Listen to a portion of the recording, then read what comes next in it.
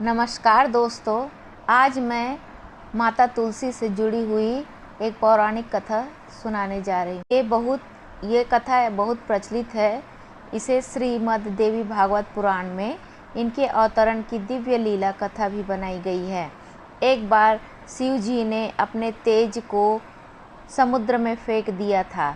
उससे एक महातेजस्वी बालक ने जन्म लिया। यह बालक आगे चलकर जालंधर के नाम से पराक्रमी दैत्य राजा बना। इसकी राजधानी का नाम जालंधर नगरी था। दैत्यराज कालनेमी की कन्या वृंदा का विवाह जालंधर से हुआ। जालंधर महाराक्षस था।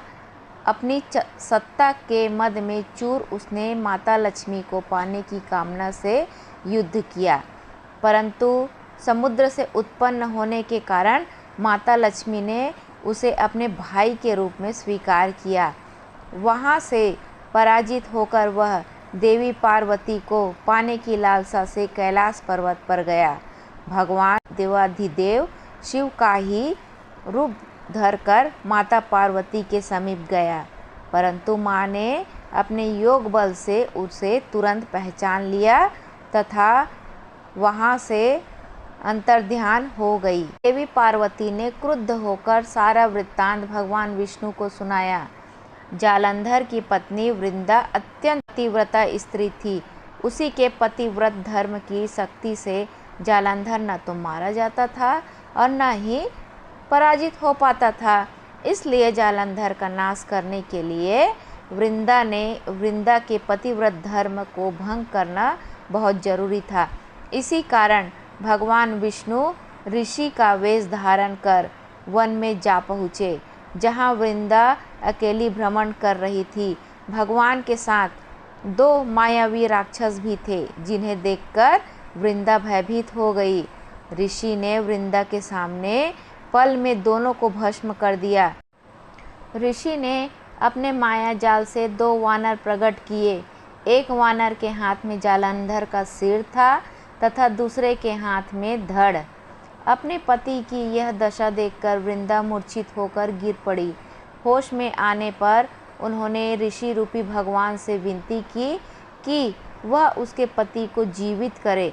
भगवान ने अपनी माया से पुनः जालंधर का सिर धड़ से जोड़ दिया, परंतु स्वयं भी वह उसी शरीर में प्रवेश कर गए। वृंदा को इस छल का जरा आभास न हुआ। जालंधर बने भगवान के साथ वृंदा पतिव्रता का व्यवहार करने लगी, जिससे उसका सतीत्व भंग हो गया।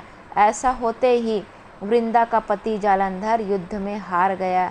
इस सारी लीला का जब वृंदा को पता चला तो उसने क्रुद्ध होकर भगवान विष्णु को शीला होने का श्राप दे दिया तथा स्वयं सती हो गई। जहाँ वृंदा भस्म हुई वहाँ तुलसी का पौधा उगा।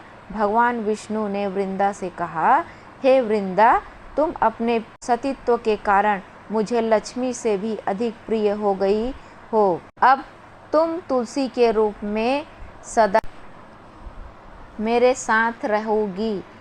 जो मनुष्य भी मेरे शालिग्राम रूप के साथ तुलसी का विवाह करेगा, उसे इस लोक और परलोक में विपुल यश प्राप्त होगा।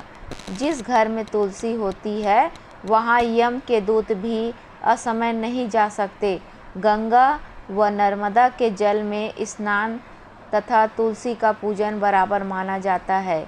चाहे मनुष्य कितना भी पापी क्यों न हो, मृत्यु के समय जिसके प्राण मंजरी रहित तुलसी और गंगा जल मुख में रखकर जाते हैं, वह पापों से मुक्त होकर वैकुंठ धाम को प्राप्त होता है।